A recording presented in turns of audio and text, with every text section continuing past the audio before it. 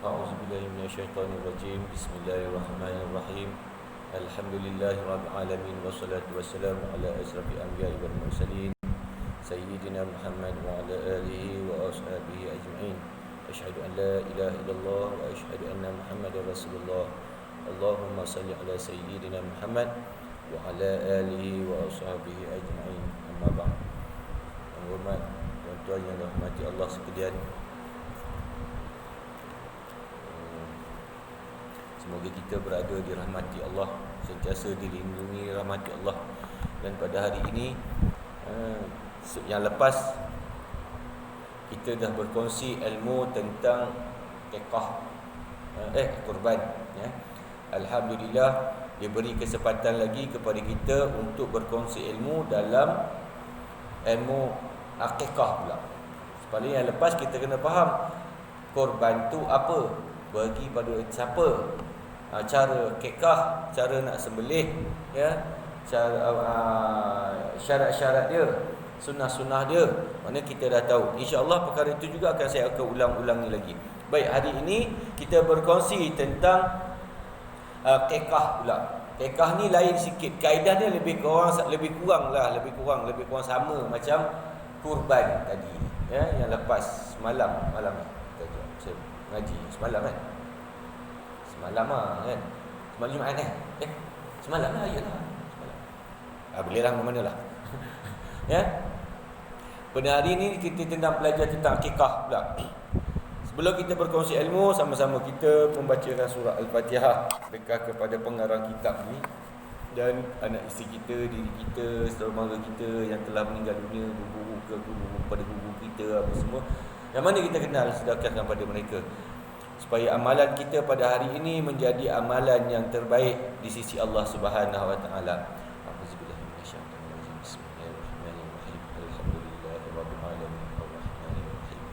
Maliki yaumiddin. Iyyaka na'budu wa iyyaka nasta'in. Ihdinas siratal mustaqim. Siratal ladzina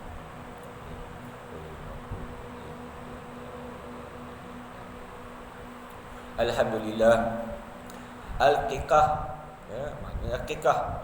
Apa dimaksudkan al-qiqah? Kita kena faham. Baik, saya terangkan dulu. Qiqah, menyembelih haiwan pada hari ketujuh dari hari lahirnya anak lelaki ataupun perempuan. Menandakan qiqah ini kita buat penyembelihan kurban untuk menandakan syukurnya kita tak ada dapat cahaya mata ya. Tak ada dikhususkan atas itu saja.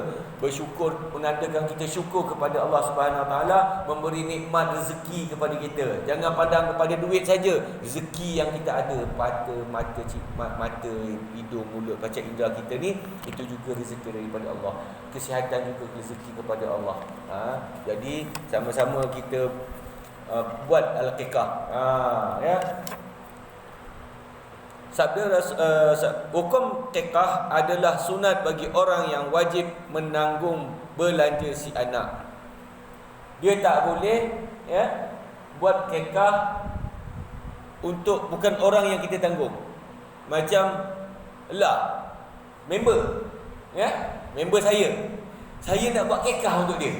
Dia buat cetong tu. Tak boleh. Bermakna untuk anak, isteri, ibu ayah kita yang kita tanggung. Lelaki daripada lahir pada sampai ke nak mati, asal nama dia lelaki, ibu kita tanggungjawab kita. Betul? Jadi kita boleh buat akikah dia. Bukan kata ibu je, orang tua kita tanggungjawab kita. Kalau tak boleh ikut dia untuk ibu ayah, tanggungjawab kita boleh buat akikah untuk dia. Tapi di sini kan disebut khususnya pada anak yang baru lahir 7 bulan. 7 bulan. Yalah. 7 hari. Hendaklah disembelih untuk anak lelaki dan 2 ekor kambing. Anak lelaki 2 ekor kambing. Kena buat al-qiqah. Sekarang ni cacah marbah habis semua, al-qiqah seekor pun kalau nak buat kena 2 ekor. Kalau tak nak buat, tak mampu, jangan buat. Tak berdosa pun. Ini sunnah saja, Baik. Dan untuk anak perempuan, kambing, seekor kambing. Seekor cukup. Sekarang ni dia cacah marbah, Anak laki pun seekor, anak perempuan pun seekor. Ibadah nak ibadah tapi tak ada ilmu, tak tahu. Dia dikorojak dia je. Tak boleh lah macam tu. Anak perempuan, ingat ya, anak perempuan 2 ekor kambing. Anak lelaki 2 ekor kambing. Anak perempuan seekor kambing saja. Sebab apa 2 ekor kambing? Sebab lelaki tanggungjawab dia berat. Apatah lagi dari suami. Daripada aku terima nikahnya, kau dah bela rimau akor kat dalam rumah. Kau jangan main. Dah bela rimau akor lah kat dalam rumah. Tahu? Kau jebatlah macam mana, kau handallah macam mana sekalipun, dia lagi hebat daripada kita. Dia faham dengan kita, aku cakap gini tak boleh, ini tak boleh, ini tak boleh. Abang je lah masuk syurga, katanya. Sudah, dia kunci turun mulut. Jadi bermakna 2 ekor lelaki, 1 ekor perempuan. Dan hendaklah disembelih tekah pada hari yang ke-7 dari hari lahirnya anak. Hari ke-7 lahirnya anak, tekah. Sebelah Kak, masuk. Yang malu. Kalau saya tak malu, masuklah. Okey. Jadi bermakna al-kekah seorang saja. Seorang saja pula. Dibuat hari ke-7 kelahiran, kelahiran. Tetapi kalau tidak dapat boleh juga kemudian dari hari itu asal anak belum sampai berumur balik dewasa. Kalau tak mampu nak buat, sebelum kita tak mampu nak buat hari ke-7, kita kerja Noreh getah, getah sekarang turun, bukan macam dulu 80-an 90-an, getah naik, kan? Tak mampu, sebelum balik boleh. Sebelum balik anak tu boleh, Sabda Rasulullah sallallahu alaihi wasallam, anak yang baru lahir menjadi rungkutan sampai disembelihkan baginya akikah pada hari yang ke-7 dari hari lahir. Dan di hari-hari lain juga hendaklah dicukur rambutnya, bukan cukur jambul. Cukur jambul ni orang Melayu, tak ada istilah di dalam orang dalam agama cukur jambul. Cukur jambul, cukur rambut. Dan diberi nama pada hari ke-7 lahiran tu, beri nama. Tapi kau tak bagi hari. Zaman orang sekarang ni, anak dalam perut tak tahu jadi tak jadi lagi, kan? Tiba-tiba dah siap, repeat dah, cantum nama abang dengan nama saya. Hendak gamak dia. Padahal Islam suruh apa? Carilah nama anakmu yang baik-baik, kan? Bukan suruh cantum nama anak ini. Tak gamak, kan? Lepas tu agama anak tak ke mana-mana, orang tu abaikan. Yang cacah marbah jadi. Harap terutama kita semua yang ada lahir ini tidak jadi begitu, ikut agama betul-betul, Yang dimaksudkan dengan menjadi rungguhan itu sebagaimana rungguhannya harus ditebus dengan membayar hutang, begitu pula si anak tebus dengan disembelihnya akikah. Itulah tujuan dia tu, untuk buat al-akikah, Pendapat-pendapat mengenai maksud hadis menjadi runggutan. Runggutan ni perbicaraan lah, kalau bahasa ini kita Indon, runggutan lah, khilaf lah, menjadi inilah percakapan di antara ulama-ulama, orang kuat-kuat besar ni, bukan macam saya ustaz kecil je, tak layak pun sama dengan yang besar-besar tu, Bahagian utama sebenarnya bahawa akikah itu tidak dapat sebagai runggutan terhadap orang yang berhutang dan yang berpiutang. Akikah kalau kita ada hutang, tak boleh, kena settlekan hutang tu dulu, baru kita buat. Ini antara mereka lah berpendapat, jangan kata-kata ni tak boleh, Ustaz Jebat kata, jangan kata gitu, tak boleh. Ni pendapat bercakap antara ulama, ada pendapat ini, Imam Syafi'i kata ini, Imam Baliyah, contoh dia begitu, Yang lain berpendapat bahawa anak itu juga ialah meninggal dunia sewaktu kecilnya, ia tidak akan memberi syafaat kepada ibu bapanya apabila keduanya tidak berbuat akikah. Ini dicerita kalau anak meninggal dunia pula. Ini pendapat ya. Ini jangan salah faham. Bahkan ni saya sebut pendapat-pendapat ni. Bila anak tu meninggal dunia, kalau kita tak buat akikah, maka anak yang meninggal dunia tu, anak yang baru lahir itulah ya, tak memberi syafaat kepada ibu dia, tak menolong orang tu. Tu cerita dia. Pendapat pihak kedua, akikah itu tidak wajib. Ini ikut Imam Syafi'i kita lah, mazhab kita lah, Imam Syafi'i kan. Tidak wajib dengan alasan sabda Rasulullah sallallahu alaihi wasallam yang mengatakan tak wajib tu. Ini hadis dia ya. Berkata Rasulullah sallallahu alaihi wasallam, barang siapa di antara kamu ingin beribadat tentang anaknya, hendaklah diperbuatkan disembelihkannya untuk anak-anak lelaki 2 ekor kambing yang sama umurnya, dan untuk anak perempuan seekor kambing. Riwayat Abu Daud dan Sanai. Sabda Rasulullah lagi diriwayat daripada Aisyah, telah menyuruh Rasulullah sallallahu alaihi wasallam kepada kita supaya kita menyembelih akikah untuk anak lelaki 2 ekor kambing dan untuk anak perempuan. Riwayat Tirmizi dan Majah. Bermaksudnya dekat sini, Islam ini tidak memaksa ya? Kalau kita orang susah ya? Kita orang susah, tak mampu nak buat akikah, macam mana kita nak buat? Lain kalau millionaire. Rasanya orang yang ada hadir dekat sini, ada tak sebulan gaji 1 juta? Ada 1 juta boh. Jangan kata nak kekah kambing. T-Rex tu pun dia boleh kekah kan? T-Rex dinosaur tu dia boleh kekah itu. Banyak duit. Tapi rakyat sekarang dengan main dengan PKP, kerja banyak hilang. Contoh ya, kita susah, baru pencen tentera, dia orang cetong lagi, baru nak up kan, baru nak naik. Tak ada diwajibkan ya? Hanya sunnah. Buat pahala, tak buat tak ada hal lah ya? Jangan cepat kita nak memaksa. Setengah orang dia paksa diri dia, duit simpan duit ni ya? Isteri bersalin, inilah duit nak makan, inilah duit masa depan ya? Nak kekak pula dah, keluar duit beli, udah makan gigit tiang tiang batu.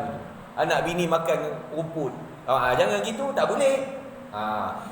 Terpulang pada tuan-tuan, nak buat apa tidak buat itu adalah sunnah Rasulullah. Ya, baik. Dan di dalam Al-Quran pun tidak ada. Pergi carilah Al-Quran, mana Al-Quran pun mengatakan Allah Ta'ala paksa kita buat kekak. Tak ada. Ini hadis, sunnah. Buat pahala, tak buat tak ada apa-apa. Itu je ya?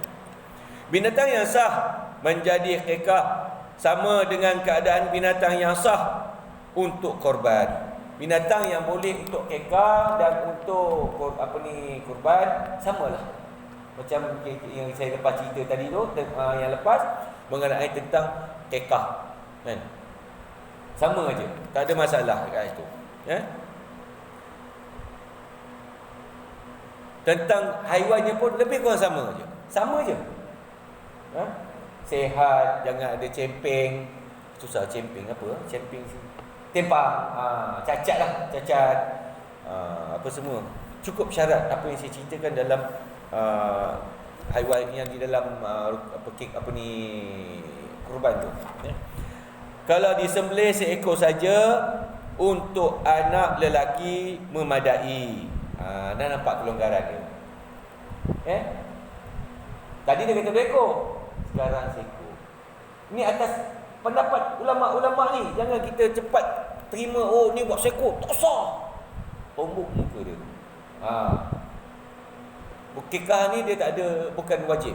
Nak buat seekor, buatlah. Dah kita tak mampu, kan? Buatlah seekor. Tak buat, apa masalah dia? Kan? Tok dia bagi duit kat kita ke? Tak ada kan? Kita cari duit sendiri. Apa yang kita mampu, kita buat. Dan disunatkan dimasak terlebih dahulu. Disunatkan kita masak daging akikah tadi. Bukan kita bagi mentah, disunatkan, sunat. Kemudian disediakan kepada fakir miskin. Sebab apa? Islam ini mulia. Dia tak nak menyusahkan orang asnaf ni. Dia bila buat, dia nak menyenangkan orang. Orang susah ni datang terus makan. Alhamdulillah. Ni kalau dia pun tak ada barang kat rumah, garam tak ada, Ajinomoto tak ada, apa tak ada, dapat daging bodoh, takkan nak rebus yang macam tu je. Saya sendiri tak lalu nak makan. Tak? Baik. Pun bagi yang membuat akikah boleh memakan sedikit dari daging akikah sebagai korban.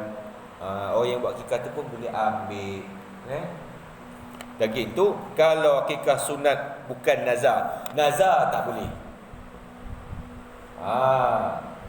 Ya. Kalau nazar tak boleh. Aku bernazar nak bagi kambing ni kepada lah. Lagi hari ni kena kamu lah. Bermakna bila sebut kata dah bagi kat lah, dia kena bagi kat lah terus. Dia tak boleh makan. Tu nazar. Sebab lah hari ni tolong saya tolak kereta daripada Seremban sampai ke rumah. Teruk dia tolak kereta. Tak apa Zak ni lah, aku nikat dah, aku nak nazar, engkau dah tolong aku banyak, aku nak sedekah, nak buat akikah untuk kamu. Mana benda tu untuk kamu lah. Saya tak boleh makan, tapi akikah boleh. Sama juga dengan kurban. Alamak.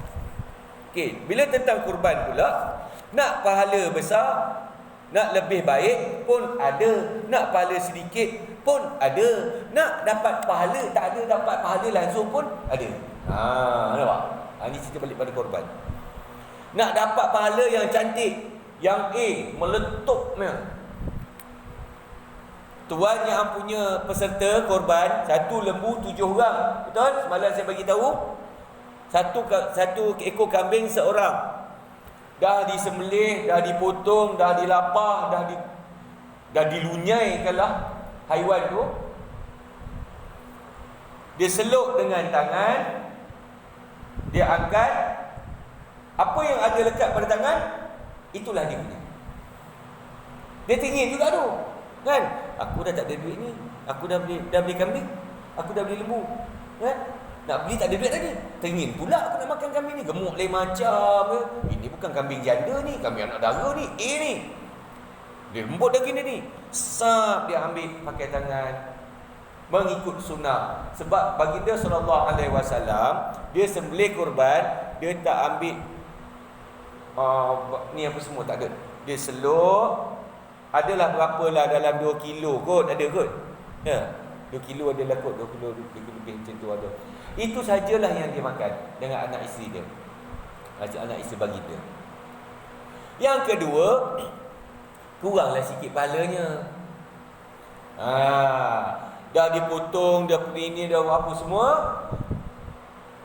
dia bagi sedekah. Dia bagi, bukan sedekah ya, bukan niat sedekah, hadiah. Kerana menolong buat urusan ni pada yang menolong ni, yang menguruskan.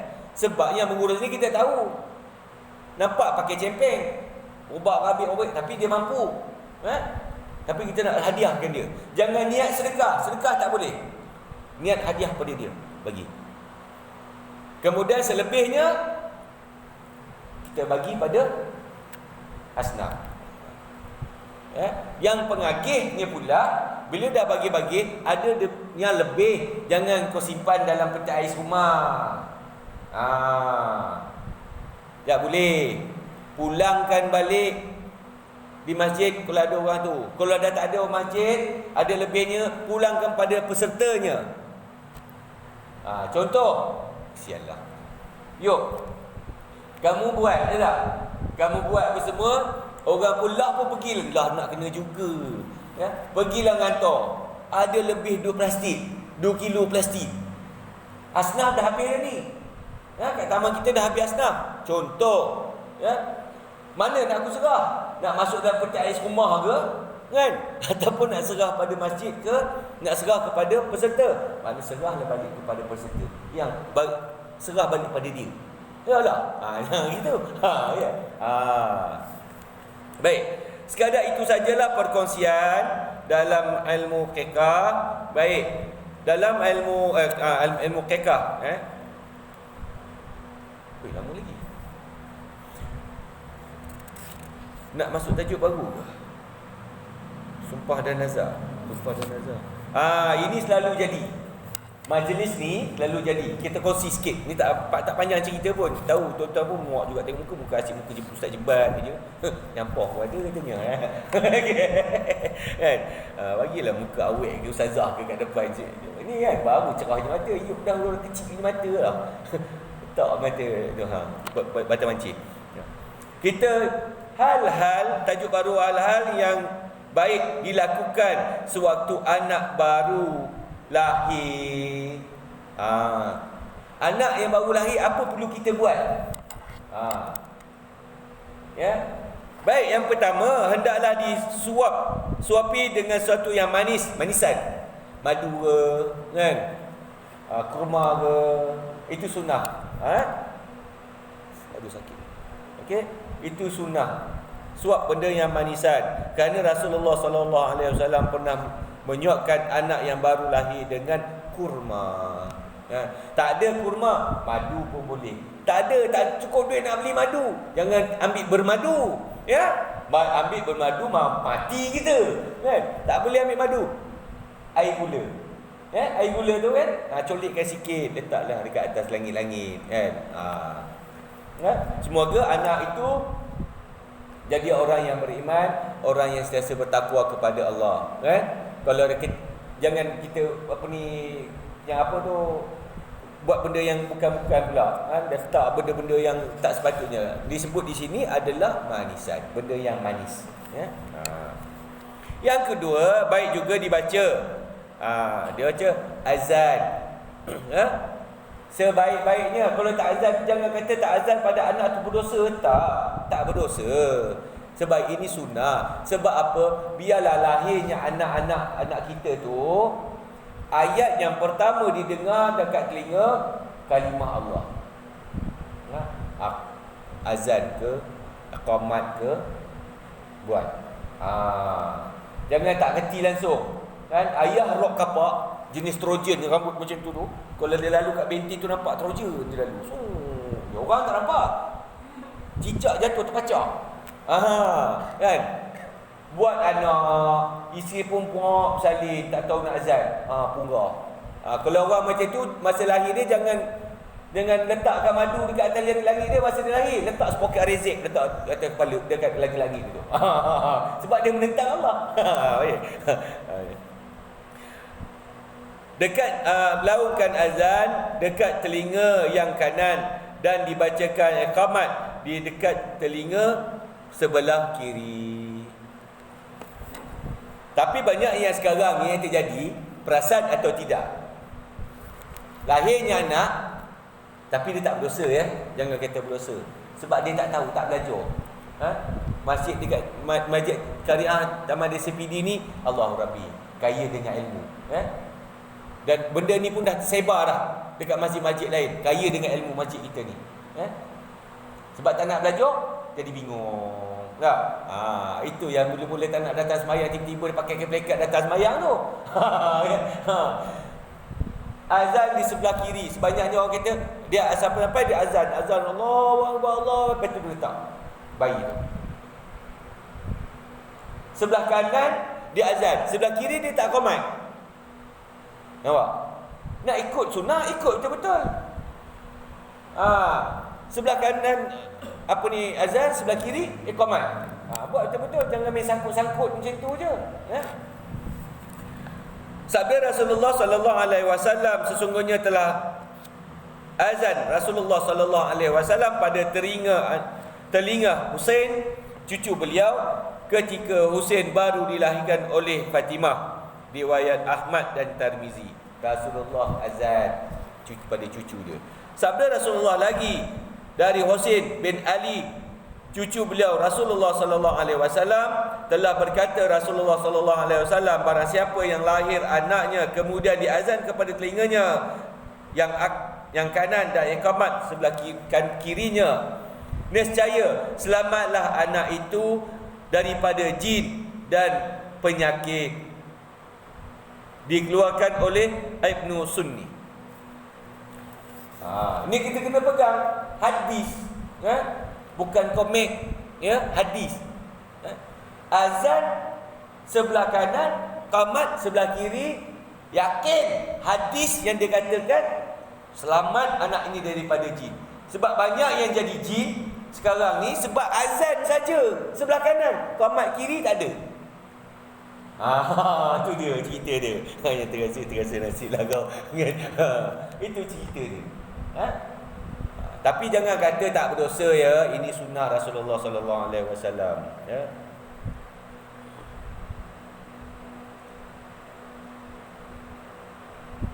Baik. Ini kita masuk dah berlomba. Ini berlomba ni mak kempit kena ada kat sini ni. Kan? Sedap sikit aku fahamkan mak kempit ni. Kan? Masuklah ni, banyak orang dengar ni, lantak mak kempit dengar. Biar nanah telinga dia. Perlombaan ni rasanya tak payahlah. Nangis nanti mak kempit dalam live FB saya nanti orang. Kita masuk dalam ruangan. Ada sikit lagi, rasa cukup. Sumpah dan nazar. Kita banyak ni sumpah kita, nazar kita banyak orang tak faham. Selalunya kalau jadi macam tu, kantoi dengan isteri ada skandal, kan? Sumpah yang wallahi wa billahi, wah sedap dia punya bersumpah. Kantoi main skandal, isi ada main skandal, tak nak mengaku. Nazar ni macam mana? Itu sumpah. Nazar lain pula. Baik. Sumpah mentahqiqkan sesuatu kekuatan dengan menyatakan nama Allah yang tertentu dengan dia atau bersifat-sifatnya, melafazkan dengan nama Allah, dengan zat Allah, dengan rahman Allah, nama Allah ataupun zat Allah, kemudian kita katakan kita begini, itu dah bersumpah namanya. Ya. Adapun sumpah dengan yang lain daripada nama Allah atau sifatnya serta sumpah dengan malaikat tidak sah. Dan pernah dia kata, orang kata, janji kita berambil, sumpah wa Nabi Muhammad, dia kata. Sumpah wa Nabi Muhammad. Tak sah sumpah tu. Dia mesti dengan nama Allah juga, ya. Berarti tidak wajib didapati dan tidak wajib kifarah, yakni denda. Kalau denda yang tidak sumpah, yang tidak menyebut nama Allah, sumpah wa Nabi Muhammad dan cerita Piramli tu, itu tak sah. Kalau dia langgar pun tak ada hal lah, kan? Tak ada denda kat dia, tak ada kifarah, berdenda kat dia. Begitu juga sumpah yang tidak sengaja, seperti terluncur lidah ucapan. Tak sengaja. Sumpah ni dia mesti dalam keadaan sedar. Ya, mesti dalam keadaan sedar. Contoh talak. Ni cerita talak.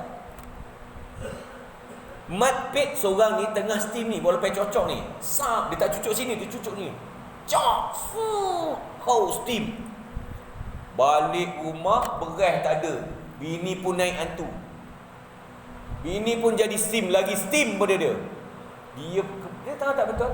Dia lafaz, aku ceraikan kamu. Tengah bingung, tak waras tu. Sebab dia cucuk dadah kat kepala. Bukan kat tangan. Jadi talak tu tak lepas. Tak dikira talak. Sebab dia tak waras. Ni bukan cerita talak ya. Dan dia kata sumpah benda satu punya, kita lafaz sumpah mesti kita waras. Kita sedar apa yang kita katakan. Baik. Firman Allah Subhanahu Wa Taala, Allah tidak menyeksa kamu daripada kerana sumpah yang tidak kamu sengaja, tetapi ia akan menyeksa kamu kerana sumpah yang kamu sengajakan. Bermakna sumpah lafaz yang tak sengaja, Don't worry bos, Allah tak siksa kita. Mulianya Allah, indahnya Allah, kasih sayangnya Allah, dia tak siksa. Tapi kalau kita bersumpah dengan sebenar-benarnya, dengan nama dia, kita sedar pula, tak buat, Jahanam, jam dibuatnya. Daripada ayat Maidah, sabda Rasulullah sallallahu alaihi wasallam, demi Allah sesungguhnya saya akan memerangi kaum Quraisy. Kalimat itu berlaku ulang kali 3 kali, riwayat Abu Daud. Rasulullah mengatakan dia akan hancurkan kaum Quraisy. Berapa kali Rasulullah mengatakan itu? Bermakna Rasulullah akan hancurkan juga. Tapi alhamdulillah berjaya. Demi Allah sesungguhnya saya akan sifat-sifat orang yang sah sumpah. Sifat-sifat orang yang sah sumpah ya. Yang pertama, mukallaf. Mukallaf ni yang berakal lah, bukan budak kecil tu, yang tak balik lagi tu, yang bengong lagi tu. Tu tak ni. Yang cakap pelat-pelat lagi, tu dia tak betul lagi, dia tak faham lagi. Ya. Yang kedua, dengan kemahuan sendiri, keinginan kita sendiri, kita nak bersumpah. Yang ketiga, sengaja. Apabila seorang bersumpah kemudian dilanggar sumpahnya itu, dia wajib membayar denda peumpamaan kesalahan. Tentang kafarah itu boleh dia miliki di antara 3 perkara. Yang melanggar sumpah ada 3 perkara untuk bayar balik. Yang lepas kita kata saya bersumpah lepas ni tak kena ketum lagi dah. Dengan nama Allah taubat lahum, aku tak kena ketum dah. Peluh jantan keluar kat sebelah kanan kiri aku ni, buak muntah seksanya. Lepas ni aku sumpah aku tak nak kena ketum. Kemudian dia kena pula ketum, dia dah langgar sumpah. Ini jika dia langgar sumpah, ini dapat denda yang dia kena pilih 3. Memberi makan 10 orang miskin dengan makanan yang sah buat sifat. Tiap-tiap orang seperempat gantang fitrah, kira-kira 3/4 liter. Bermakna macam makan biasa kita lah. 10 orang diberi makan. Yang kedua, aku memberi makan 10 orang miskin pakaian memberi pakaian 10 orang miskin, pakaian apa saja sesuai dengan keadaan yang mereka yang diberi. Maknanya pakaian kita macam sekarang biasa ni lah, kepada 10 orang. Yang ketiga, atau memerdekakan hamba sahaya. Hamba sahaya, hamba dah tak ada dah sekarang ni kan. Jika ia tidak mampu membayar salah satu dari 3 perkara yang tersebut, dia boleh berpuasa 3 hari. 3 perkara dia tak mampu, maknanya cukuplah madai puasa 3 hari untuk bayar kifarah dia tu. Firman Allah Subhanahu wa taala, maka itu mengampuni kesalahan sumpah yang dilanggar. Bersedekah kepada 10 orang miskin. Bersedekah itu ambil dan makan dari biasa dimakan si isi keluarga, atau memberi makanan kepada mereka 10 orang miskin, atau memerdeka hamba sahaya. Barang siapa yang tidak kuasa membayar salah satu daripada 3 perkara tersebut, hendaklah ia puasa 3 hari lamanya. 3 hari berturut-turut. Puasa macam puasa kita macam puasa Ramadan lah. Jangan puasa kita puasa 3 hari tak makan 3 hari. Punggah dia buatnya. Orang yang bersumpah tidak akan memperkuat sesuatu kemudian dia susah dan orang lain memperbuatkannya. Dan yang bersumpah tidak melanggar sumpah, umpama dia berkata, demi Allah saya tidak akan menulis hari ini, kemudian disuruh orang lain menulis untuk keperluannya, dia tidak bererti melanggar sumpah, maka tidak wajib atasnya kifarah. Begitu juga yang bersumpah tidak akan mengerjakan 2 orang pekerjaan, 2 macam kerja, kemudian dikerjakan melanggar sumpah kerana lupa, tidak juga dikira melanggar. Kita dah bersumpah, Ini yang tadi itu disebut dalam firman Allah. Jadi saya dah sebut dah. Terlupa. Kita dah bersumpah dah. Dah bersumpah dulu. Masa budak-budak dulu. Saya dah bersumpah dulu masa zaman Pok Yeye dulu, zaman apa Taliban dulu terlupa. Dah tua.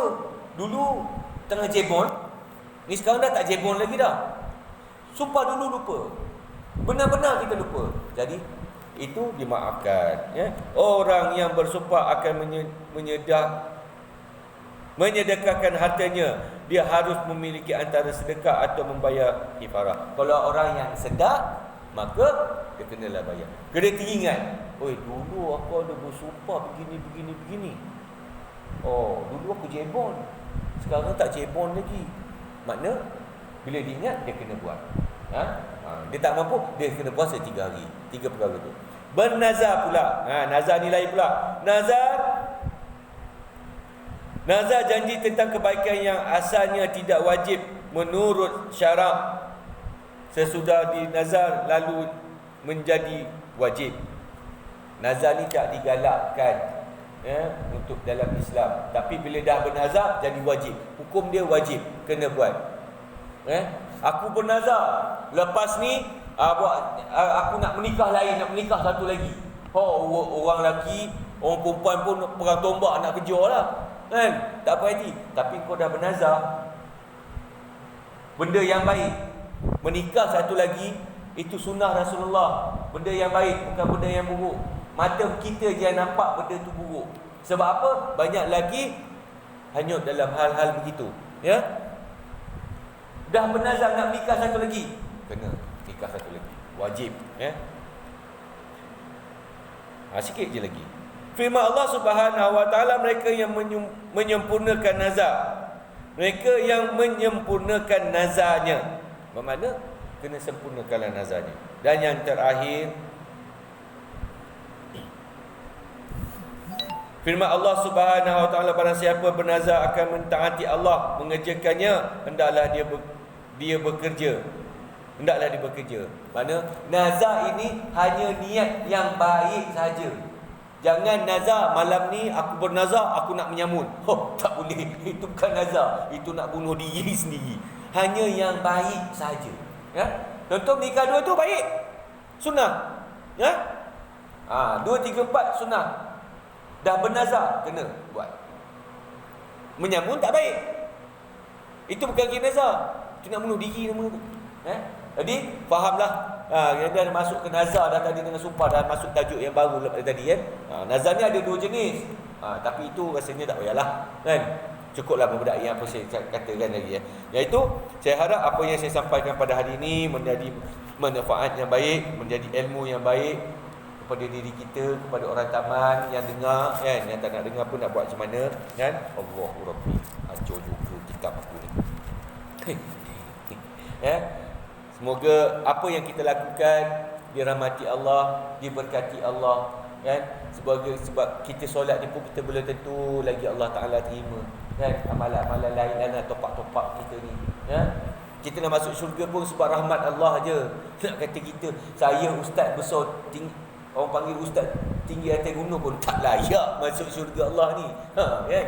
Iaitu kita sudahi dengan perkongsian ilmu ini dengan tasbih kafarah dan surah Al-Asr. Subhanallah wa bihamdihi. Bismillahirrahmanirrahim. Saya sudahi dengan wabillahi taufik wa hidayah. Wassalamualaikum warahmatullahi wabarakatuh.